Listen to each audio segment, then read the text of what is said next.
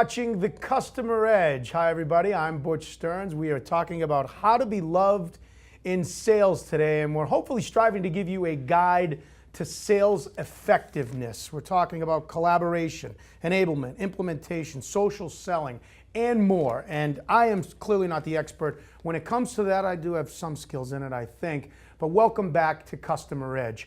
Joining me now with Robert Rothschild of SAP is Peter Ostrow, who's a VP Group Director, Sales Effectiveness and Strategy. You got a lot of things in your title, Peter. We get paid by the word, Butch. From Aberdeen. You're an analyst about this for several decades. You've been passionate about this.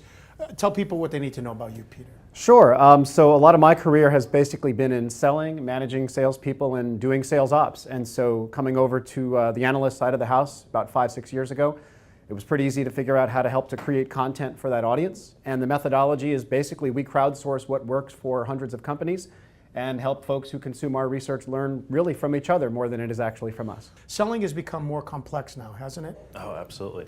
I mean, if you think about what David just talked about in the last segment, selling has become so complex and it's so much more difficult than, I mean, if you go back to the Mad Men era of sales, I mean, this was the days where in order to be successful in sales, all you needed was a great smile, good golf swing, and a few martinis in order to close the deal. And nowadays, you've got to orchestrate so many different moving parts. There are people within your organization, outside your organization, subject matter experts, content that's coming from so many different angles. And to be able to pull that together in a cohesive way so that you can provide value to your customers. I think it requires the sales rep, contemporary sales rep, to be more of a student of their business than ever before. I agree. And I think the idea that you can just take someone with the smile and the swing, hand them a phone, a list, a territory, and a playbook, and expect that they're going to do well just because they're good in sales, that's a fallacy. More and more we see the best-in-class companies in our research hiring sales reps who actually have industry experience, who have, of course, the personalities in place to get the deal done, but who actually are their own mini subject matter experts. Peter, let's talk about social channels. How does the insight from social channels help or hurt this process?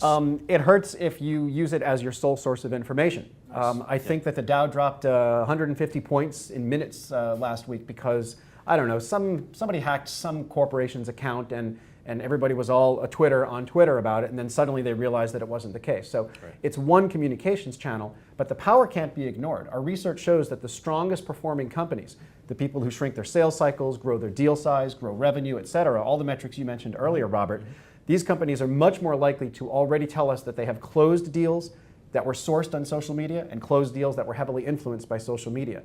Now, will a tweet lead to a $10 billion deal? Probably not. But it's just another way in which people can have some insight into the behavior of their prospects and customers. It's one thing to know the person's title and their email address, or even that they might have downloaded a paper or attended an event. But on Twitter and in social media, despite the best of controls, there's a lot less control, really, by the corporation because their competitors can tweet, their LinkedIn members can say things and put them in and out of groups and whatnot. It gives everybody the opportunity to have a conversation. So it's not so much of controlling the conversation as being tuned into it that allows the better sellers to have more insight into what their customers are looking for. And David Brock was sort of alluding to this in his segment with Tyler Pyburn in the Get the Edge segment here on Customer Edge, on collaboration on many levels of this. So when it comes to social, you know, it's one way to get it and find out behaviors, but you need collaboration amongst all parts of the organization, don't you? Oh, absolutely, absolutely. It's not just within the organization, though. It also, you have the complexity of the sales process now extends beyond the enterprise. So you have people that you need to form alliances within your customers, within your partners, within your channel partners. There's so many different aspects of that that tie into it. And collaboration leads to insight. It does. We just did some research on a small technology area called portals, deal rooms, et cetera.